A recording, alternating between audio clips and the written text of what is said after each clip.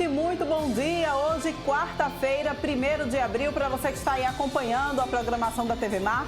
Muito obrigada pela sua audiência. Puxa a cadeira porque está iniciando o TV Mar News.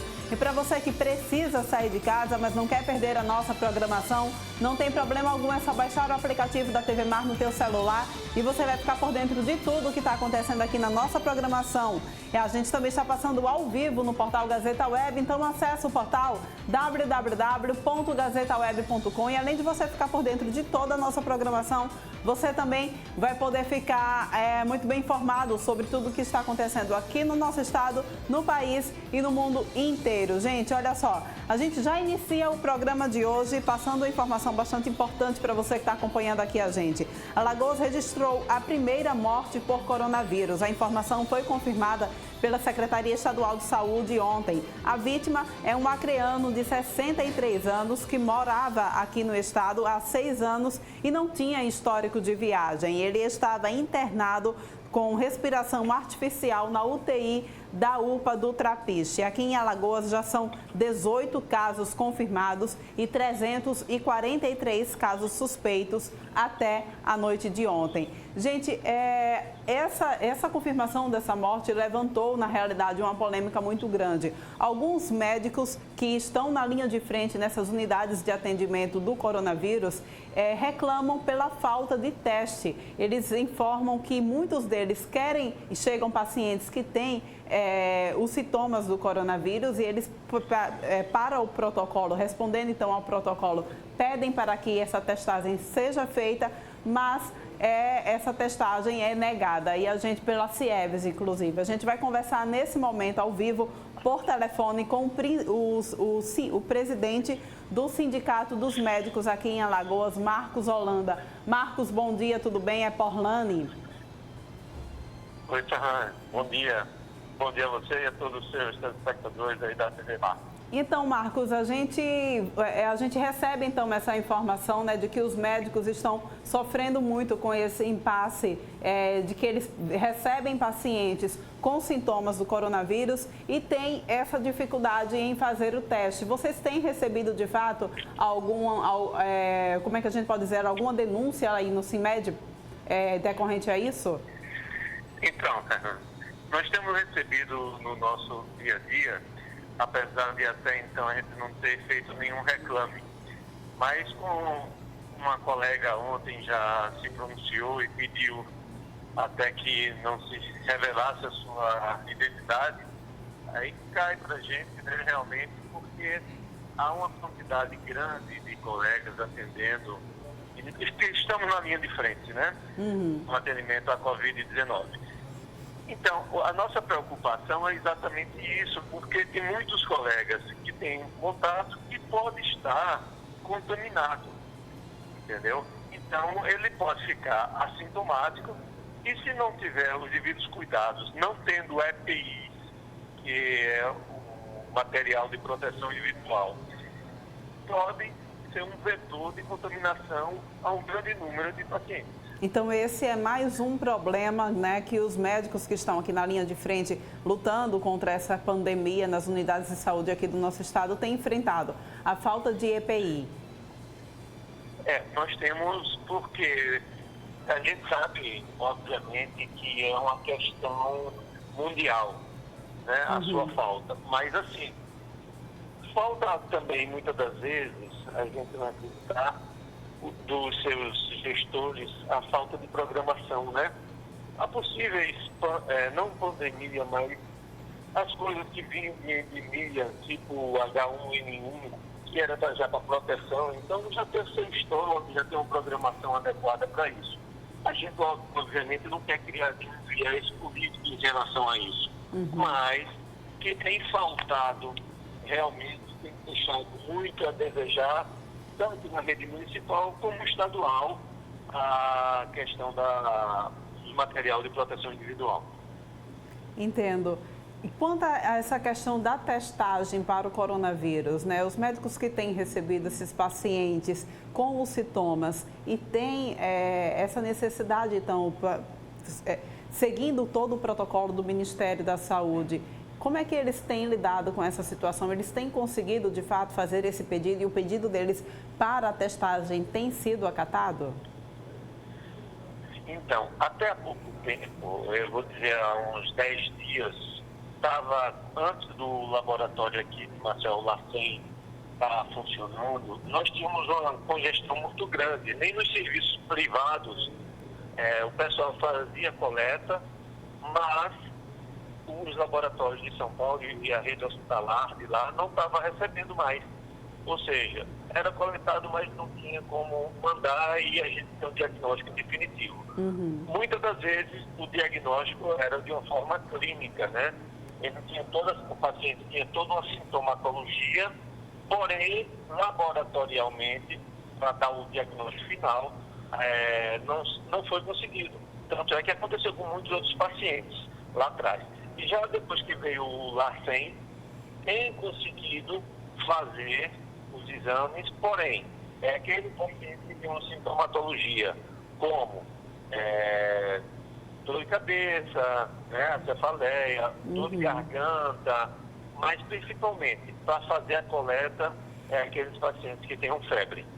Um sintoma gripal mais febre é o que faz a coleta. Entendi. O contrário não se faz, só faz aquelas orientações com medicações sintomáticas e pede para que o paciente fique em quarentena. Mostrando mais uma vez que termina que esses nossos números, eles são subdimensionados. Pois é, essa também é mais uma realidade, não só para os médicos, né, que vocês têm passado também, mas para toda a população aqui do nosso estado, essa possível subnotificação dos casos que vêm ocorrendo aqui. Exatamente. A gente como não tem esse número todo, então assim, você limita aos pacientes, né? Por exemplo, eu tive toda uma sintomatologia há 10 dias, entendeu? Mas assim, eu terminei me resguardando em casa, fiz uma quarentena em casa. Eu não sei se eu tive, né? Assim, o ideal é que aqueles colegas médicos que tiveram contato com pacientes com a Covid,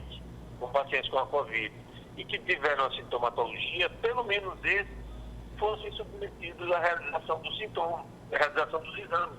Por quê?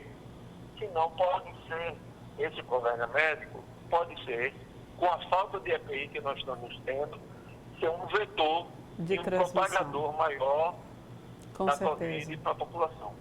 Isso mesmo. Olha, Marcos, muito obrigada pela sua participação aqui no TV Mar News. Gente, olha, nós conversamos agora por telefone com Marcos Holanda, ele que é presidente do CIMED aqui em Alagoas. E agora nós vamos ao vivo diretamente com o Viderlan Araújo, porque ele tem mais informações a respeito do coronavírus aqui no nosso estado. Bom dia, Viderlan, para você, voltando das férias, então, nesse momento tão conturbado aqui do nosso estado, não é isso?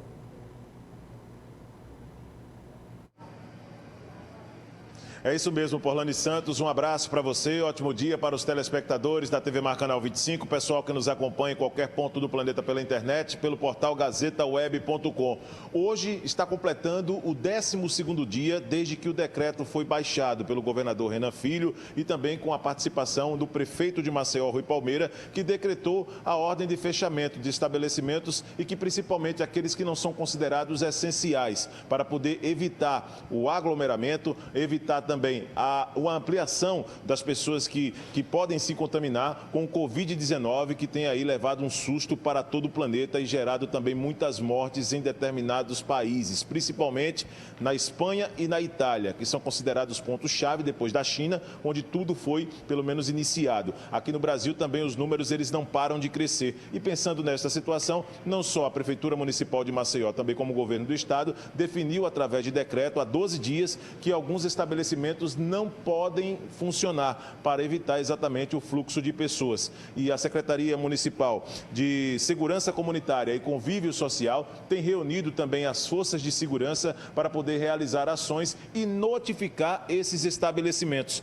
Nós vamos conversar a respeito desse assunto, já que mais um dia foi iniciado e já tem guarnição na rua para percorrer estabelecimentos no centro de Maceió, em Bebedouro, na Santa Amélia. Na manhã desta quarta-feira, nós vamos conversar começar aqui com o Coronel Mendonça, ele que é diretor de convívio social e vai explicar para a gente. Mais um dia começando, 12º dia de cumprimento do decreto e os estabelecimentos, eles precisam continuar, o que se adequa àquela normativa do governo do estado, tudo bem. Aqueles que não se adequarem precisam ser fechados. Bom dia.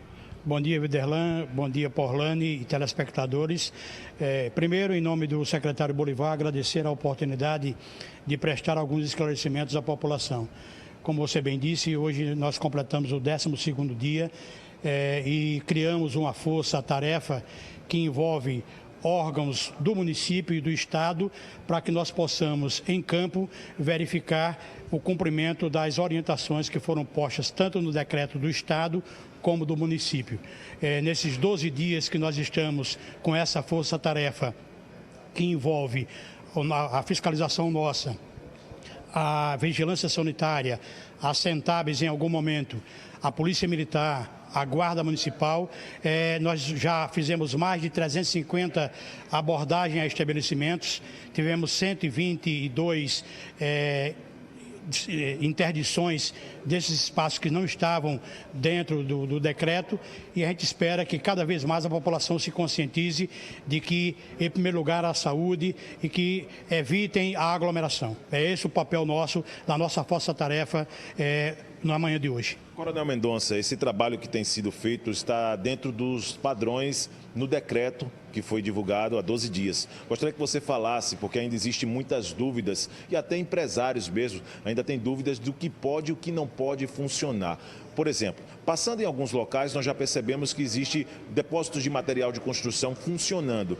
É permitido, não é permitido nessa logística? O que é que pode realmente estar dentro daquele serviço oferecido para o público aberto e o que pode parcialmente continuar sendo oferecido esse serviço? Bom, no caso específico do depósito, você bem colocou, foi aberta a possibilidade de funcionamento desde que para o atendimento emergencial. Então, às vezes o cidadão tem alguma coisa fazendo uma obra e necessita de algum material. Então, um estabelecimento que estiver próximo, ele pode atender a essa demanda, mas não ficar aberto para o atendimento de forma geral, porque aí incide na aglomeração e o objetivo é que a gente possa fazer com que os estabelecimentos, seja o material de construção, seja o banco, a casa lotérica, enfim, mas que evite a aglomeração, que possa obedecer ao regramento que está no decreto. Agora, o estabelecimento que não se encaixar dentro desses padrões de serviços essenciais para o público e que o empresário insista em abrir suas portas indo de encontro com aquele decreto, quais são os procedimentos, quais são as etapas diante de várias guarnições que nós vimos saindo aqui da Secretaria na manhã de hoje? Bom, boa pergunta. Nós temos o nosso fiscal de posturas, que é o detentor da autoridade para, verificando o estabelecimento aberto, verificar primeiro se ele atende às condições que estão no decreto.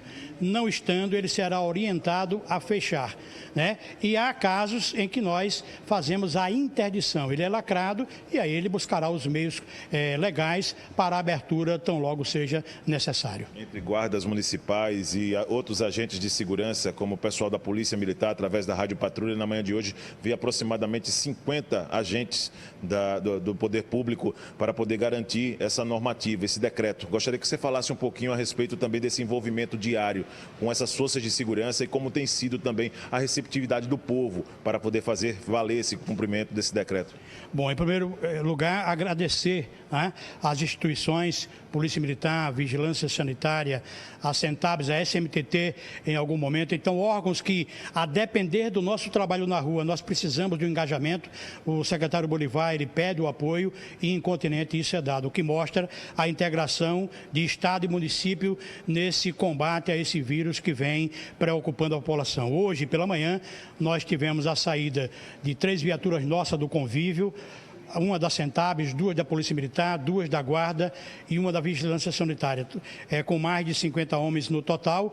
o que mostra que a força-tarefa que foi criada, ela vem atendendo ao objetivo, e eu acredito que a gente tem tido a credibilidade da população, porque o nosso disco de denúncia, ele tem recebido, e nós temos procurado, dentro da medida do possível, atender aquela demanda, aquela denúncia que foi efetuada. Então, acredito que, em nome do secretário Bolivar, nós entendemos que o nosso para a melhoria da nossa qualidade de vida. Orlando, eu tenho mais duas colocações para poder liberar definitivamente aqui o Coronel Mendonça. A primeira delas é o seguinte: se a ideia é evitar aglomerações, como controlar, por exemplo, o alto fluxo em determinados estabelecimentos que são essenciais para a população, como loterias? A gente passa, por exemplo, na porta de muitas lotéricas e existe uma aglomeração também. Se a ideia é evitar essa aglomeração, o que é que a Secretaria pretende fazer? Está prevista algum tipo de fiscalização durante essa normativa, durante esse decreto? Bom, na verdade são duas vertentes, né? Nós podemos, em algum momento, em havendo alguma denúncia de aglomeração que cause problema, tanto as forças policiais, guarda e polícia militar possam atender essa demanda. Mas eu acho, tem uma frase de Bezerra de Menezes que diz que unidos seremos solidários, sozinhos seremos ponto de vista.